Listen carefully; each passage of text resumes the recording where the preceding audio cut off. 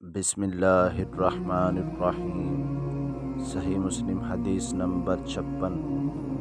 آن حضرت صلی اللہ علیہ وآلہ وسلم نے فرمایا، بے شک تو جو کچھ خرچ کرے اور اس سے تیری نیت اللہ کی رضا حاصل کرنی ہو تو تجھ کو اس کا ثواب ملے گا، یہاں تک کہ اس پر بھی جو تو اپنی بیوی کے منہ میں ڈالے۔ حدیث نمبر 57۔ آن حضرت صلی اللہ علیہ وآلہ وسلم سے میں نے نماز قائم کرنے اور زکوٰۃ ادا کرنے اور ہر مسلمان کی خیر خواہی کرنے پر بیعت کی۔ صحیح مسلم حدیث نمبر 58۔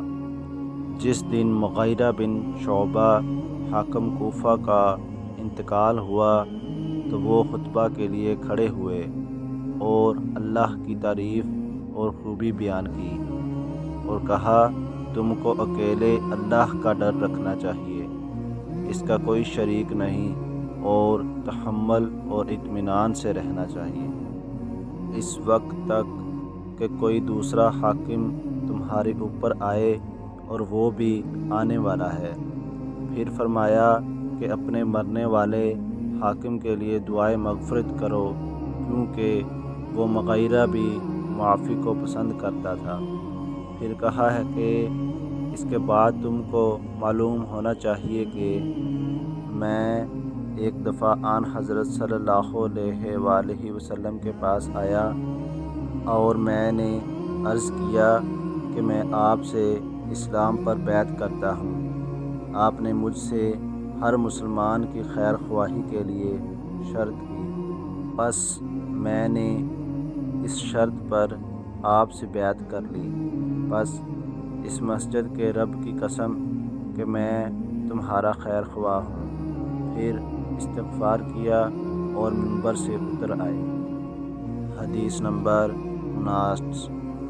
ایک بار آن حضرت صلی اللہ علیہ وآلہ وسلم لوگوں میں بیٹھے ہوئے ان سے باتیں کر رہے تھے، اتنے میں ایک دیہاتی آپ کے پاس آیا اور پوچھنے لگا کہ قیامت کب آئے گی؟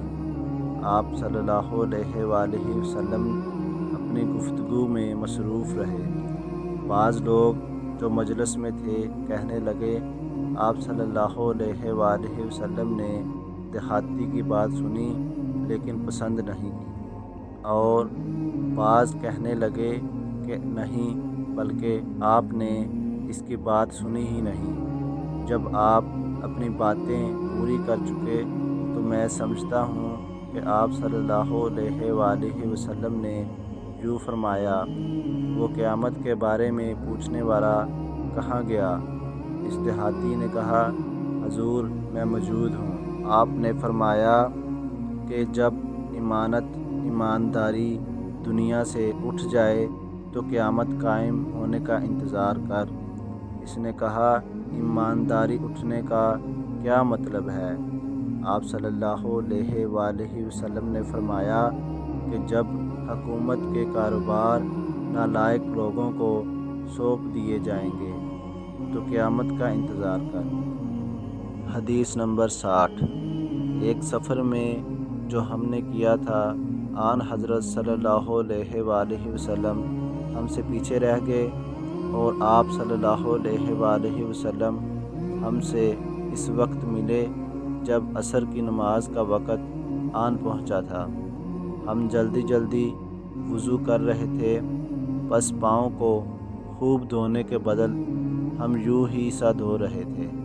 یہ حال دیکھ کر آپ صلی اللہ علیہ وآلہ وسلم نے بلند آواز سے پکارا، دیکھو ایڑیوں کی خرابی دوزخ سے ہونے والی ہے۔